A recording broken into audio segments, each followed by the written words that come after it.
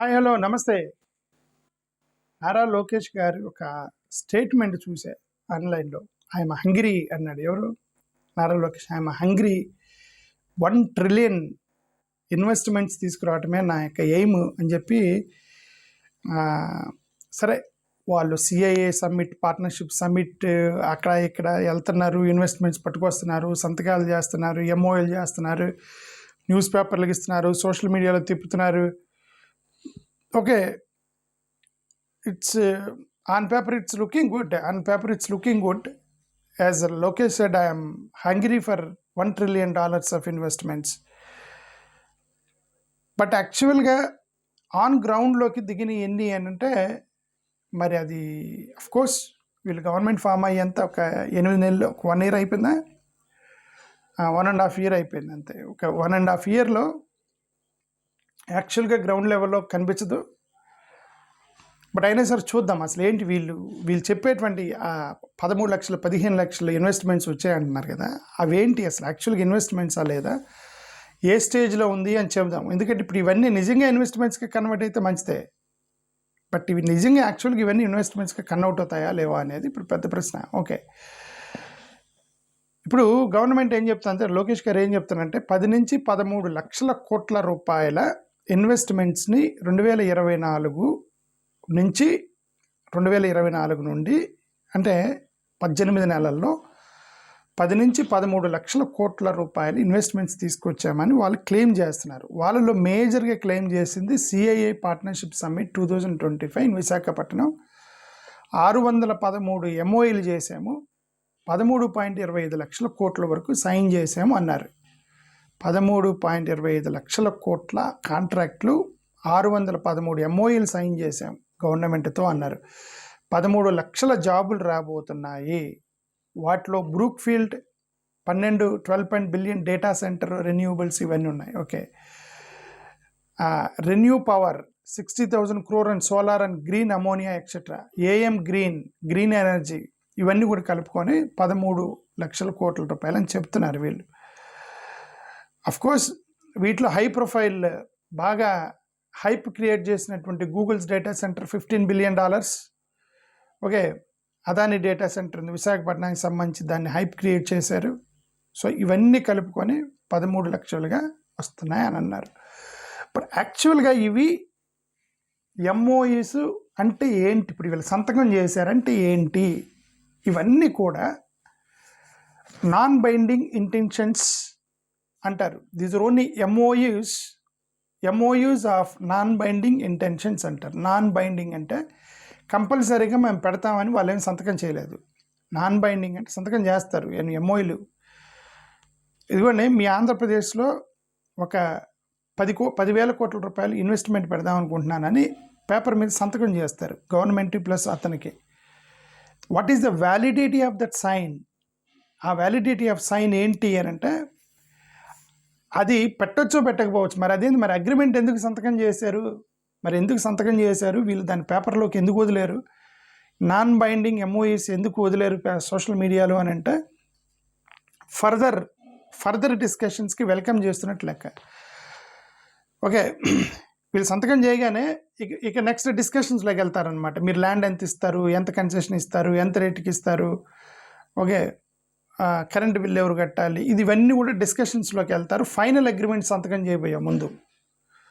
So వాటిని non binding intentions MoUs అంటారు. ఈ నాన్ బైండింగ్ ఇంటెన్షన్స్ ఎంఓయూస్ వాళ్ళు యాక్చువల్గా సంతకం చేశారు 13 లక్షల కోట్ల రూపాయలు అని చెబుతున్నారు.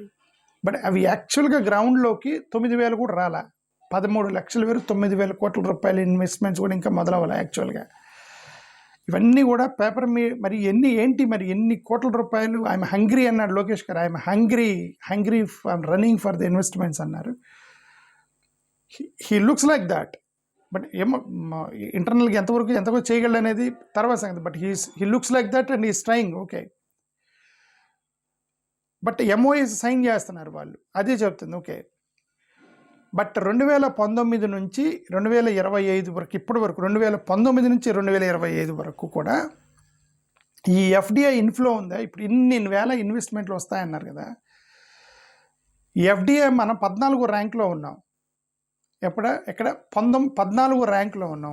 30 రాష్ట్రాలు. 30 రాష్ట్రాల్లో ఎఫ్డిఐలో మనం 14 అనుకున్నాం. మనకంటే ముందు కర్ణాటక, తమిళనాడు, తెలంగాణ తర్వాత ఉంది ఆంధ్రప్రదేశ్. అంటే సౌత్ ఇండియాలో మనమే లాస్ట్ ఎఫ్డిఐ ఇన్ఫ్లోస్లో. మరి ఇన్ని ఇన్వెస్ట్మెంట్స్ అనౌన్స్ చేశారు కదా, మరి ఎందుకు we are still at the 14th place అంటే that because all these are only MoUs, non binding intentions. అవి పెడతారు, ఆ డిస్కషన్స్లో ఫెయిల్ అవ్వచ్చు ఒకసారి, వాళ్ళ రేట్ సెట్ అవ్వకపోయినా, టర్మ్స్ అండ్ కండిషన్స్ సెట్ అయిపోతే వాళ్ళు మేము చేయమంటారు. అందుకే నాన్ బైండింగ్ అంటారు. సంతకం చేసిన పెట్టాలని గ్యారంటీ ఏం లేదనమాట. ఓకే, అది అఫ్కోర్స్ వీళ్ళు ఆ నాన్ బైండింగ్ ఎంఓఈస్ని హైలైట్ చేస్తున్నారు, సోషల్ మీడియాకి తీసుకెళ్తున్నారు, పేపర్లో వేస్తున్నారు, ఇది ఇన్వెస్ట్మెంట్స్ రాబోతున్నాయని చెప్తున్నారు. ఓకే, ఇది మనకి బట్ అది యాక్చువల్గా అయితే కొన్ని జరిగాయి, కొన్ని యాక్చువల్గా ఇన్వెస్ట్మెంట్స్ కూడా మొదలైనాయి.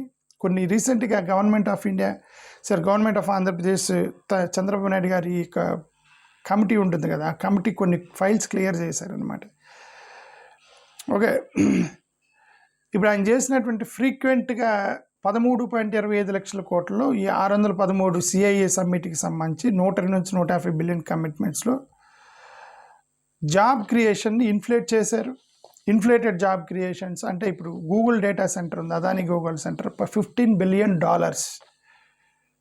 Investment data. బట్ యాక్చువల్గా జాబ్స్ వాళ్ళు చేసినటువంటి 1.5-2 లక్షల ఉద్యోగాలు ఉన్నాయే, అవన్నీ కూడా కన్స్ట్రక్షన్ ఫేజ్లోనే వస్తాయి. యాక్చువల్ ఉద్యోగాలు ఒక 200 మందికి సరిపోతారనమాట.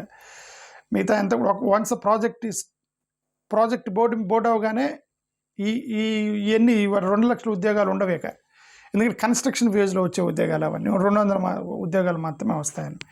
సో అంటే జాబ్స్ని ఇన్ఫ్లేట్ చేశారు అనేది ఒకటైతే మనకు అర్థమైంది.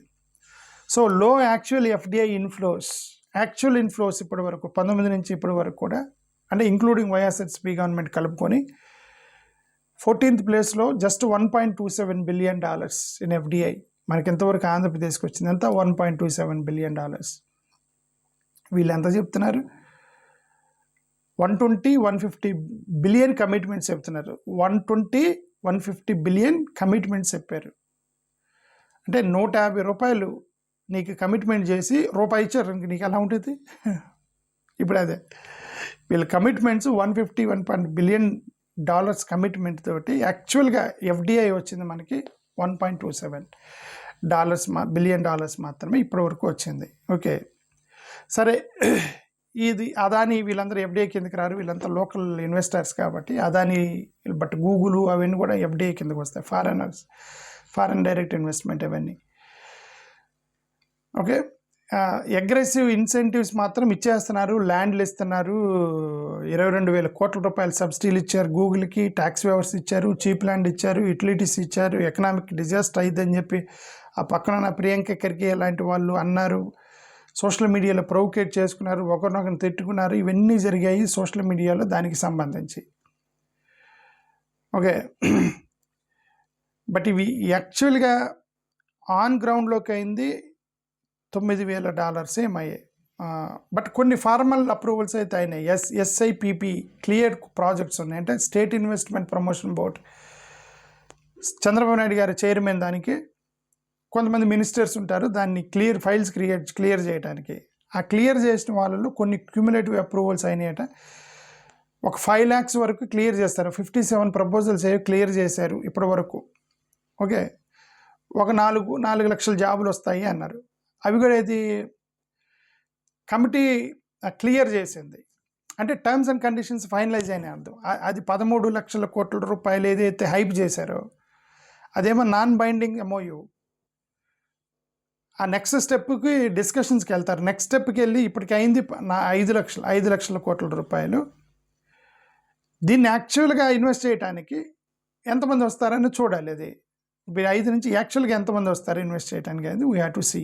ఓకే, సరే, ఇవన్నీ కూడా యాక్చువల్ గ్రౌండ్లోకి రావాలని కోరుకుందాం. ఎవరు ఉద్యోగాలు రావద్దని ఎవరు కోరుకోరు, వాళ్ళు ట్రై చేస్తున్నారు. Government is trying, Lokesh is trying.